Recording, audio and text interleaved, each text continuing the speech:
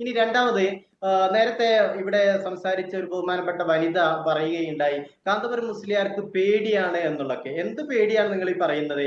മതം പറയുന്നിടത്ത് ഒരു പേടിയും പേടിക്കേണ്ടതില്ല. ഇവിടെ സ്ത്രീകളും പുരുഷന്മാരും വ്യായാമം നടത്തുന്നത്, അത് ഒരുമിച്ച് വ്യായാമം നടത്തുന്നതിലെ മതവിരുദ്ധമായ ചില വിഷയങ്ങൾ ചൂണ്ടിക്കാണിച്ചു. സ്ത്രീകൾ വ്യായാമം നടത്തരുത് എന്ന് ഉസ്താദ് പറഞ്ഞിട്ടുണ്ടോ? സംഘടന പറഞ്ഞിട്ടുണ്ടോ? അങ്ങനെ ഒരു നിലപാട് സ്വീകരിച്ചിട്ടില്ലല്ലോ.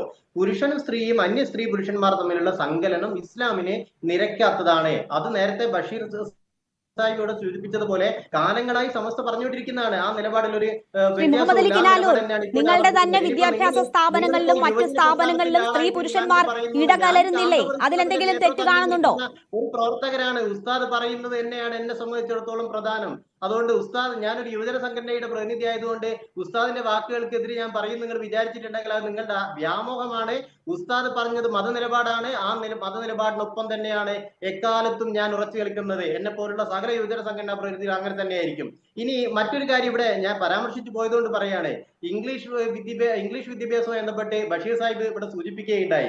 ലോകത്ത് ആദ്യമായി ഇംഗ്ലീഷ് കാഫിറിന്റെ ഭാഷയാണ് എന്നും അത് നരകത്തിലെ ഭാഷയാണെന്നും പറഞ്ഞ സംഘടനയുടെ പേര് ഇഖ്വാൻ മൻ എന്നാണ്. ആ സംഘടന സൗദി അറേബ്യയിൽ ഉണ്ടായതാണ്.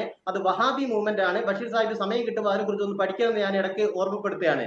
ഇനി ഇപ്പൊ ഈ കാലഘട്ടത്തിൽ ഇത് പറയുമ്പോൾ താലിബാനിസമാണ് എന്നാണ് നിങ്ങൾ പറയുന്നത്. എന്താണ് നിങ്ങൾ താലിബാനിസം കൊണ്ട് അർത്ഥമാക്കുന്നത്?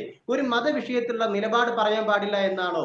ഇനി ഈ ആളുകൾക്ക് പൊതുസമൂഹത്തിൽ മുഴുവൻ സ്വീകാര്യമല്ലാത്ത ഒരു നിലപാടും മതപണ്ഡിതന്മാർക്ക് പറയാൻ പാടില്ല എന്നാണോ നിങ്ങൾ പറയുന്നത്? അങ്ങനെ പറയുന്നത് മുഴുവൻ എങ്ങനെയാണ് താലിബാനിസമാകുന്നത്? ഇസ്ലാമികമായ നിയമസംഹിതകളെ, പ്രമാണങ്ങളെ മുന്നിൽ വെച്ചുകൊണ്ട് ഇതാണ് മതം പറയുന്നത് എന്നൊരു പണ്ഡിതൻ ചൂണ്ടിക്കാണിക്കുമ്പോഴേക്ക് നിങ്ങളൊക്കെ എന്തിനാണ് താങ്കൾക്ക് ഞാൻ പറയുന്നത് കേൾക്കാൻ പറ്റുന്നില്ല തോന്നുന്നു. ഇടപെട്ട് പറയുന്നതിനൊന്നും താങ്കൾ മറുപടി പറയുന്നില്ല.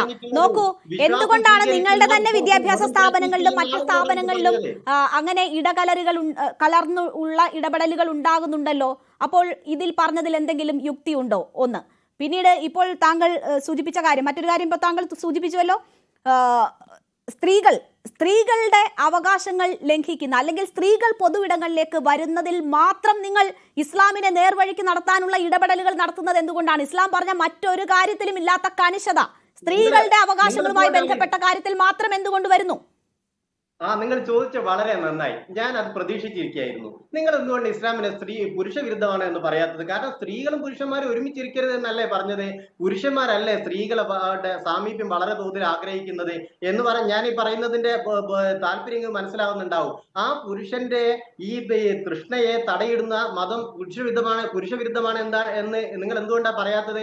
അത് പറയാത്തത് സ്ത്രീ വിരുദ്ധമാണെന്ന് പറഞ്ഞാലേ ഇതിന് വിപണി ഉണ്ടാവുമെന്ന് നിങ്ങൾക്ക് നന്നായിട്ട് അറിയാം. അല്ല, ഈ സ്ത്രീകളും പുരുഷന്മാരും ഇടകലരുന്നത് എന്തിനു ാണെന്നാണ് താങ്കൾ മനസ്സിലാക്കിയതെന്ന് എനിക്ക് അറിഞ്ഞുകൂടാ. താങ്കൾ എന്താണ് ഉദ്ദേശിച്ചതെന്ന് എനിക്കറിയില്ല. ഇവിടെ വ്യായാമവുമായി ബന്ധപ്പെട്ട കാര്യമാണ് സംസാരിച്ചത്. വിദ്യാഭ്യാസപരമായ കാര്യങ്ങൾക്ക് സ്ഥാപനങ്ങളിൽ എത്തുന്നതിനെ കുറിച്ചാണ് ഞാൻ ചോദിച്ചത്. സ്ത്രീ പുരുഷന്മാർ ഇടപെടുന്നത് എന്തിനു വേണ്ടി എന്ന് താങ്കൾ ഉദ്ദേശിച്ചത് എന്താണെന്ന് എനിക്ക് മനസ്സിലായില്ല. മതം പറയുന്നുണ്ട്.